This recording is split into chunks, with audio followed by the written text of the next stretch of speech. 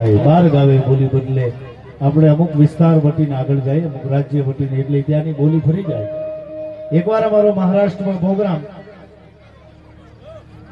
અને અમે 2-3 રાતનો ઉજાગરા હતા. મારી સાથે એક ભાઈ કલાકાર હતા, એટલે અમે બસમાં ગયા.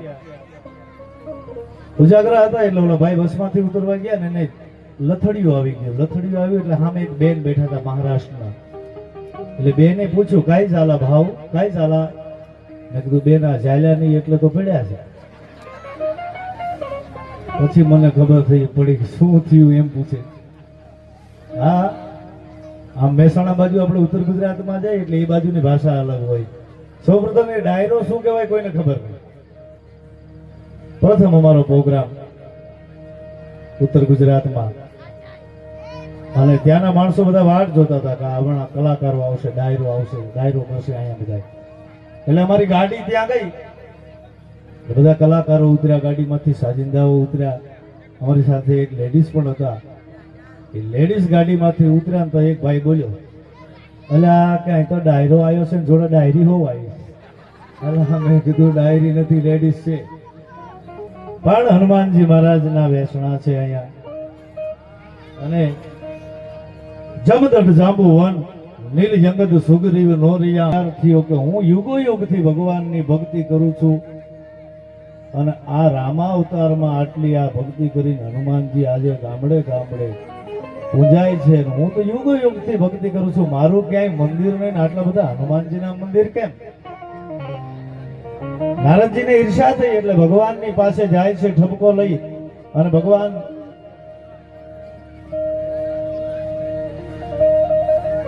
શેષનાગની પથારી પર સૂતા છે.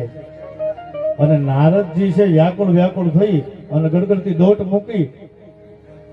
એટલે લક્ષ્મીજી જોઈ ગયા કે આજે નારદજી બહુ ગુસ્સામાં છે, ભગવાનની હામાં કઈક ઝઘડશે. એટલે લક્ષ્મીજી આડા ફરી ગયા.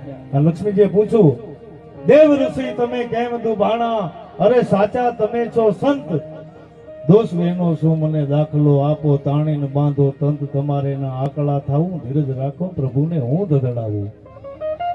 હે દેવ ઋષિ તમે આટલા બધા વ્યાકુળ વ્યાકુળ થઈને કેમ જાઓ છો? એવું તો ભગવાને શું એમની ભૂલ થઈ છે, તમારા વતીનો હું એમને કઈ કહું. એટલે નારદજીનો ક્રોધ છે એ હડાડડ હટાત કરીને ઉતરી ગયો અને કીધું કે માં, બીજું તો કાંઈ નહીં, હું યુગો યુગથી ભગવાનને હું નારાયણ નારાયણ કરું છું, મારું ક્યાંય મંદિર નહીં.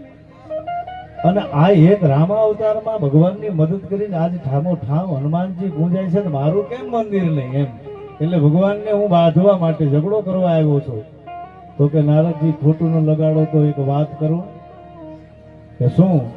કે તમે ભગત હાચા, તમારી ભક્તિ હાચી, તમે ભગત હાચા, પણ ભાનના ભૂલેલ તમારા દાખલા ઠોકમ ઠોક.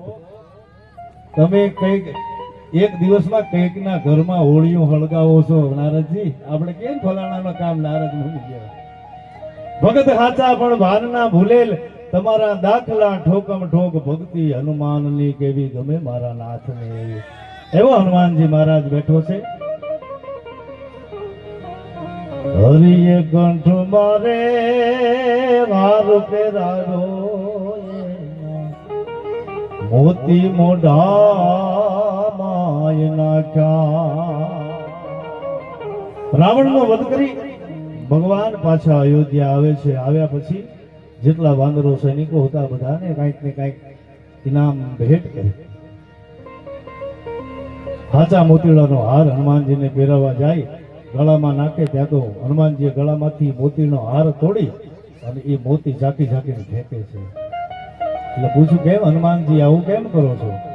હરિએ ગળામાં જેને હાર પહેરાયો, એના મોતી મોઢામાં નાખ્યા.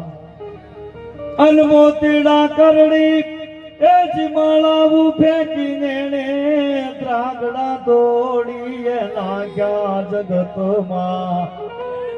આ એક મંજની નો જાયો રે રે રે, એને મારા રામને ઋણી રાખ્યા. એવા હનુમાનજી મહારાજ અહીં હનુમાનજી મહારાજને યાદ કરવા છે. પછી આપણે પ્રકાશભાઈ ભરોડિયા બહુ સારા હાસ્યના વક્તા છે, એમને પણ સાંભળશું.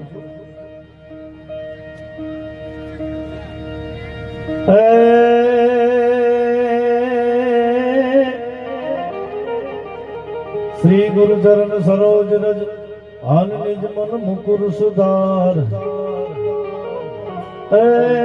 રાજ ધરનો રઘુબર વિમલ જસુ